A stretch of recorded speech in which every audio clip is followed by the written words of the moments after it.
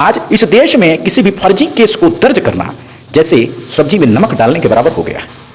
इतना आसान है, इतना सरल है। पहले आईटी इंजीनियर अतुल सुभाष ने पत्नी की प्रताड़ना से कोर्ट में कथित तौर पर केस को सल्टाने के लिए पैसे मांगे जाने की वजह से आत्महत्या कर ली। पत्नी की प्रताड़ना से वैवाहिक जीवन से तंग होकर आत्महत्या कर ली और उसके बाद देश में बहुत बड़ा चर्चा का विषय बना दिल्ली के कड़कड़डुमा कोर्ट में कार्यरत जुडिशियल ऑफिसर जज अमन शर्मा, जिन्होंने बाथरूम में फंदे से लटक कर अपनी जान दी थी। ऐसे अनगिनत मामले हैं इस देश में जहां पुरुषों ने पत्नी की प्रताड़ना के कारण लगातार आत्महत्या की है।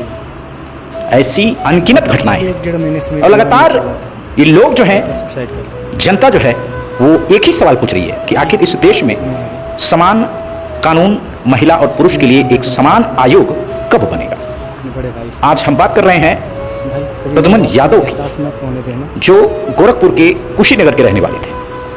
प्रद्युम्न यादव ने बीते दिनों बुढ़िया माता मंदिर के जंगलों में गमछे से फांसी लगाकर अपनी जान दे दी और इस बार भी कारण पत्नी की प्रताड़ना, झूठे केस मुकदमे, दहेज एवं उत्पीड़न के केस जो सालों से कोर्ट में पेंडिंग पड़े हैं। मुझे पता है।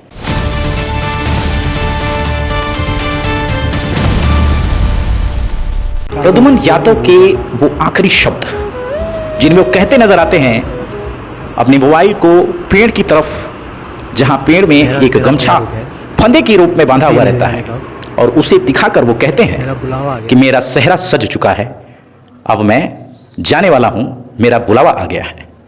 ये आखिरी शब्द थे प्रद्युम्न यादव के। लगभग 37 वर्षीय प्रद्युम्न यादव ने कथित तौर पर पत्नी की प्रताड़ना से, कोर्ट कचहरी के चक्कर से, खटिया कानून से परेशान होकर अपनी जान दे दी, आत्महत्या कर ली। प्रद्युम्न यादव ये भी कहते नजर आए उस आखिरी वीडियो में जो उन्होंने मौत से पहले बनाया। वो अपने बड़े भाई से, अपने माता पिता से माफी मांगते हैं, वो सारी जनता से, दुनिया के लोगों से माफी मांगते हैं और ये कहते हैं कि कोई ये ना कहे कि मैं बेसमय चला गया। बेसमय तो जा रहा हूं, लेकिन मेरा समय आ चुका है, जीवन इतना ही था।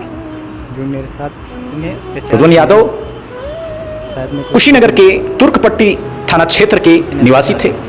उनकी शादी 2017 में अर्पिता यादव से हुई थी और उसके बाद 3 महीनों तक लगातार वो गांव में रहे और उसके बाद 2020 के आसपास वो अपनी नौकरी की वजह से हरियाणा चले गए। प्रद्युम्न यादव एक इंजीनियर थे जो फिलहाल मध्य प्रदेश में एक प्राइवेट कंपनी में कार्यरत थे। 2020 में पति पत्नी के बीच इन्हीं मामलों को लेकर विवाद हो जाता है और मामला ऐसा आग पकड़ता है, ऐसा तूल पकड़ता है कि ये मामला न्यायालय तक पहुंच जाता है, कोर्ट तक पहुंच जाता है। 2020 से लगातार प्रद्युम्न यादव को कोर्ट कचहरी के चक्कर काटने के लिए, बार बार तारीखों पर हाजिर होने के लिए कई बार उन्हें अपनी कंपनी से छुट्टी लेनी पड़ती है, जिसके कारण वो प्रताड़ित हो चुके थे। उन्होंने बताया कि प्रताड़ना की हद इतनी ज्यादा है कि वो शब्दों में बयान नहीं कर सकते। इस वीडियो में अगर आप ध्यान से सुने तो उन्होंने ये कहा है कि जो हो गया सो हो गया।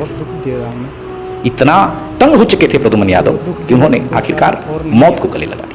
सवाल यह है कि आखिर इस देश में कब तक ऐसा चलता रहेगा, जहां एक तरफा एक झूठा मुकदमा किसी महिला द्वारा कर देने पर दहेज उत्पीड़न, मारपीट, डोमेस्टिक वायलेंस और एलिमनी को लेकर केस कर दिए जाते हैं। ऐसे केसों में पुरुषों को फंसा दिया जाता है, जबकि मारपीट से संबंधित कोई मामला ही नहीं होता, दहेज से संबंधित कोई मामला ही नहीं होता और इन झूठे केसों में इन पुरुषों को सालों तक रगड़ा जाता है, इन्हें प्रताड़ित किया जाता है। जो बच्चे होते हैं उनसे भी इन्हें मिलने नहीं दिया जाता। प्रद्युम्न यादव और अर्पिता की एक 5 साल की बेटी थी। यह बेटी अर्पिता यादव के साथ, यानी कि उनकी पत्नी के साथ रह रही थी।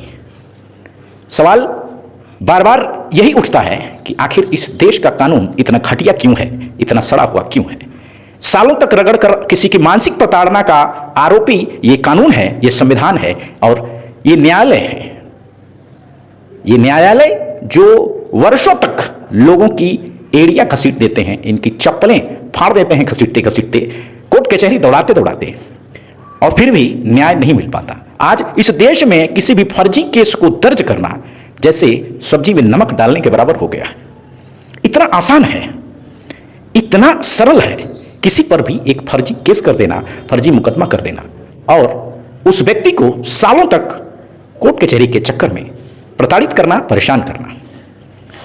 मामला जब हद से पार हो जाता है तो अक्सर लोग पैसे की डिमांड करते हैं और पैसे लेकर ऐसे केसों को रफा दफा किया जाता है। आपका क्या कहना है ऐसे मामलों पर? बढ़ते पुरुष हत्याओं पर, आत्महत्याओं पर आपका क्या विचार है? आप अपनी राय जरूर दें, क्योंकि ये मामला जो है ये लगातार एक राष्ट्रीय मुद्दा बनता जा रहा है हमारे देश में और इस पर चर्चा जो है वो बहुत ही जोरों से हो रही है।